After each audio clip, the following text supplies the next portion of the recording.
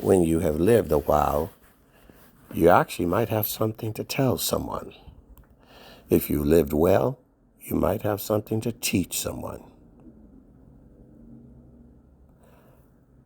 And if you've done well, you might have something to show someone. Today, Reverend Martin Luther King Jr., who was assassinated. Today is his holiday. For the nation to remember, just like we do 1776 or 1812.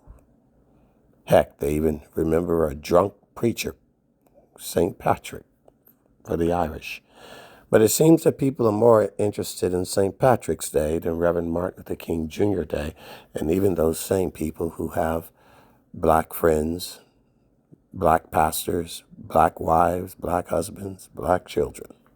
People just don't seem to care when it's about a man of God, a football team. And today, the 47th president was inaugurated. He had 2 assassination attempts that failed. Reverend King had 3. 2 failed and 1 succeeded finally in Memphis. Because people seem to love taking down a good man. You mock a good man, you make fun of a good man, you talk behind a good man's back. They did that to Trump, they did that to Reverend King. Well, they do it to me. And they did it to Jesus. If you're a righteous man, expect the people that even you're trying to help will try to kill you. They'll try to kill you. They'll run from you. They'll run and hide. They'll deny. Something about people that work for God's cause and God's mission that upsets everybody. I've lived long enough to know what it's like being 61. I know what it's like to be told to get out of a building because you're black. I was kicked out of churches in the South. I know what it's like to say you can't eat at this restaurant. I was told I can't come in. I know what it's like to be rejected for a job just for the color of my skin, regardless of my meritorious abilities or capabilities, skill set. No, I've been through that. Those things do happen. And there was a time where they happened everywhere. And then there's a time where they happen somewhere, but there's still not a time where it happens nowhere. It's there.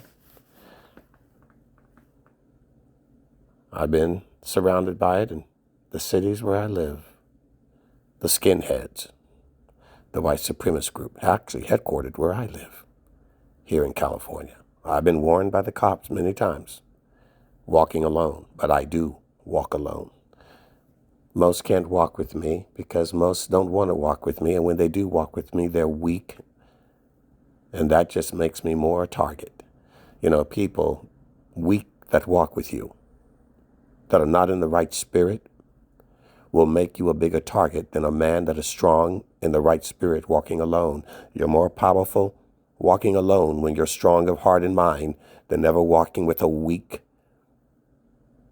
spiritually inept person. Remember that. Because the enemy will recognize a strength, but when he sees a weakness, it will embolden him to think he can attack. And I've been in precarious situations around the world, walking alone. Obviously in this city, knives to the throat, guns, shot at, chased down, threatened, of course, by gangs and brothers and friends and strangers alike. But good men take the shot. And if they survive it, they keep going.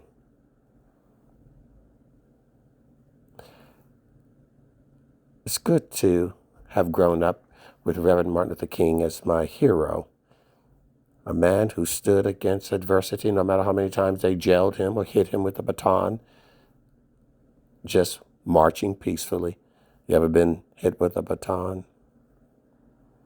Pulled over? I have, many times. Just because I was black. It's happened here in California. It's obviously happened around the country where I've been.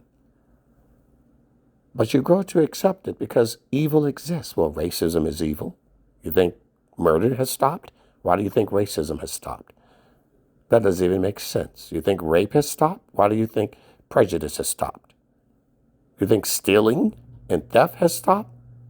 Why do you think discrimination has stopped? Is that not a sin?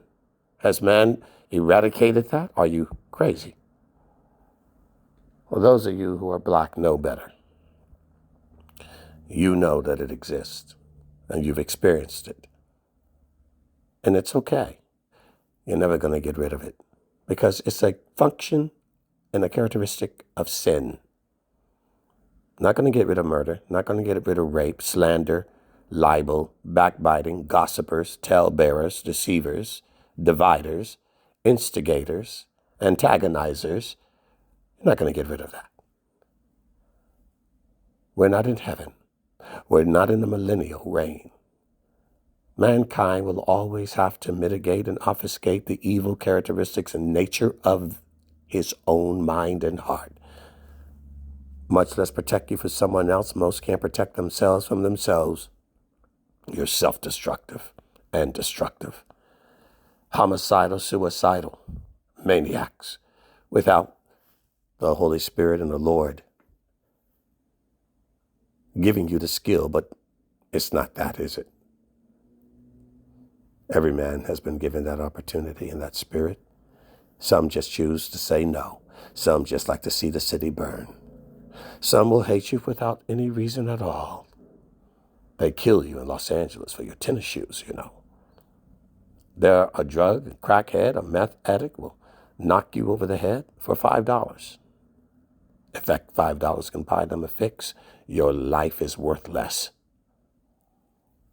But great men give their lives and their time and their money while they put up with your shenanigans, just like the Lord has been doing all these years in your shenanigans. Your insobriety, your spiritual insobriety.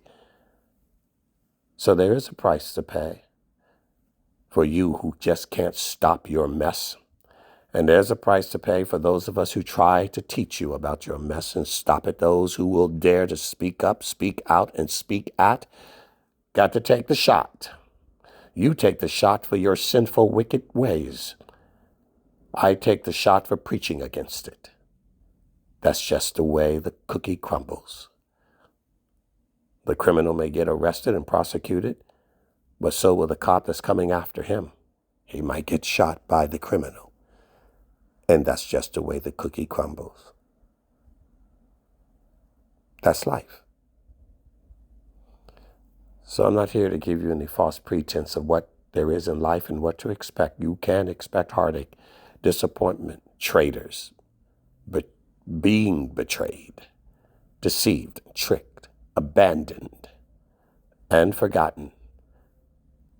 But I want to remind you of the thing that kept Reverend Martin Luther King going. My hope is built on nothing less than Jesus Christ and his righteousness. We have a better hope and a better glory and a better promise than a house or an apartment or a bill that's paid or not paid. A better and deeper hope than a car. A better and deeper hope than homeless under a bridge or a mansion in Costa de Casa. It doesn't matter. Our hope is not made by hands or architects, developers, or construction workers. It's not based on deals in real estate or stock investments. It's not based on men, thank God, because you can't count on them. But you can count on God. And don't you ever forget that. You want to blame somebody, blame the men and the women in this world. Don't blame God. He loves you. He loves me. He wants nothing but the best for us. And in our times of trouble, in times of tribulation, loneliness, or whatever, You are not forgotten and you're not alone.